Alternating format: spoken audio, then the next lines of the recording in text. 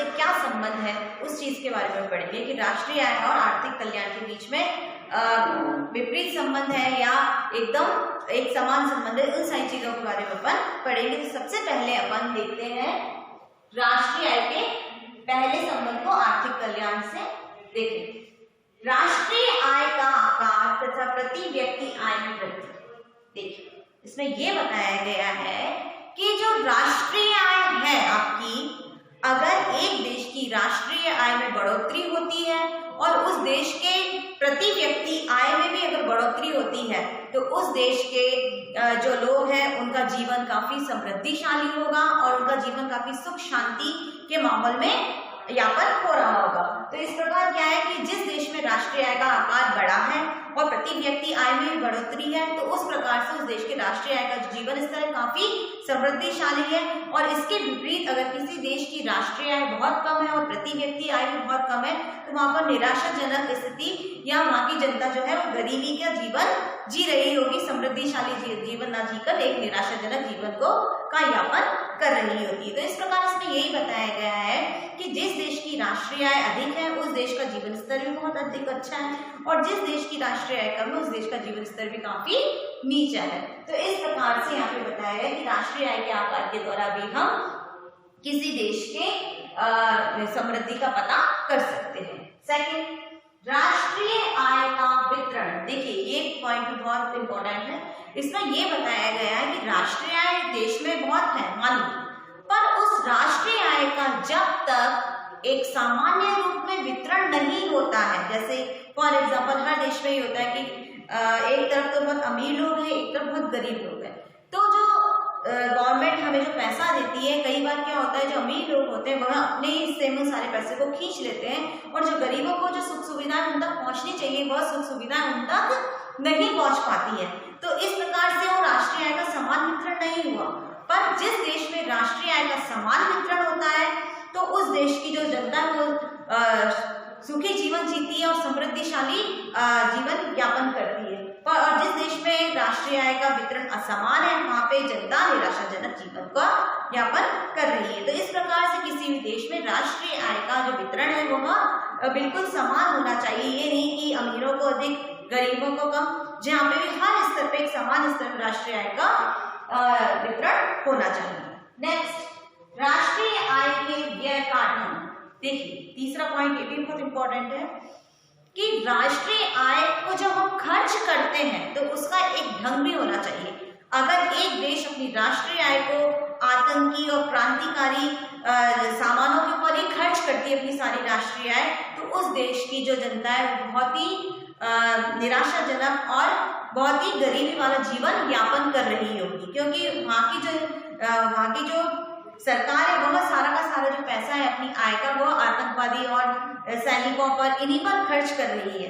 तो उस जगह क्या होता है वहाँ की जनता जीवन यापन बहुत ही निराशाजनक स्थिति में कर रही होती है। इसीलिए क्या होना चाहिए कि जब राष्ट्रीय आय है तो उसका व्यय बिल्कुल ढंग से होना चाहिए। समाज के और कल्याणकारी कार्यों पर जब राष्ट्रीय आय का आय को हम खर्च करते हैं तो वहाँ की सामान्य जनता को वो सारी सुख सुविधाओं की प्राप्ति होती है और उनका जीवन एक सुचारू रूप से चलता है।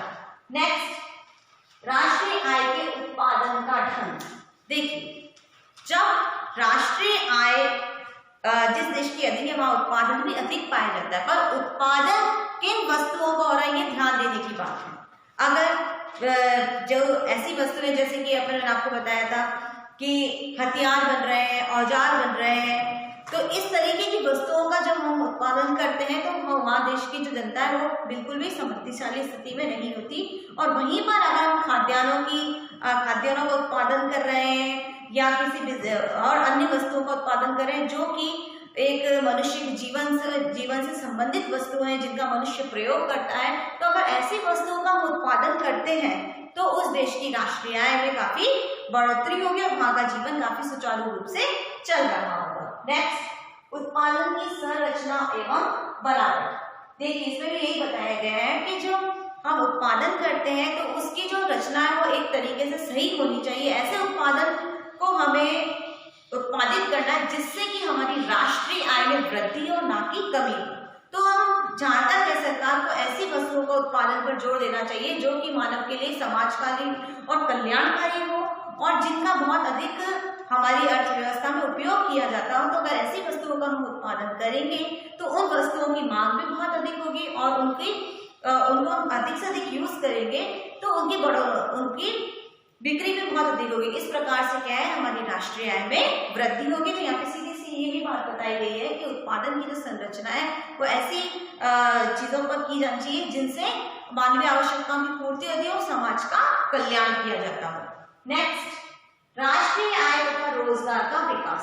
देखिए, राष्ट्रीय आय का रोजगार से क्या संबंध है ये भी आपको बताती हूँ कि जिस देश की राष्ट्रीय आय अधिक है और उस राष्ट्रीय आय का वितरण बिल्कुल सही जगह हो रहा है, यानी उस राष्ट्रीय आय का ऐसे क्षेत्रों में उस आय को खर्च किया जा रहा है कि जहां पर हम अन्य जनता को अधिक से अधिक रोजगार दे सके, तो राष्ट्रीय आय को ऐसे रोजगारों पर खर्च किया जाना चाहिए जहां पर जिन रोजगारों से हम अधिक से अधिक जनसंख्या का पालन पोषण कर सके और अधिक से अधिक जनता को रोजगार की प्राप्ति हो सके।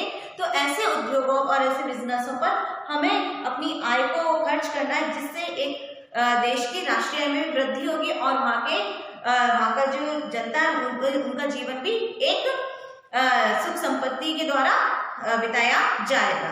तो इस प्रकार से इसमें ये बताया गया है कि राष्ट्रीय आय के द्वारा ऐसे रोजगारों को बढ़ोतरी दी जानी चाहिए जिससे कि एक सामाजिक जनता का कई प्रकार से उसे सहारा लगे और उसके जीवन स्तर में भी सुधार हो सके।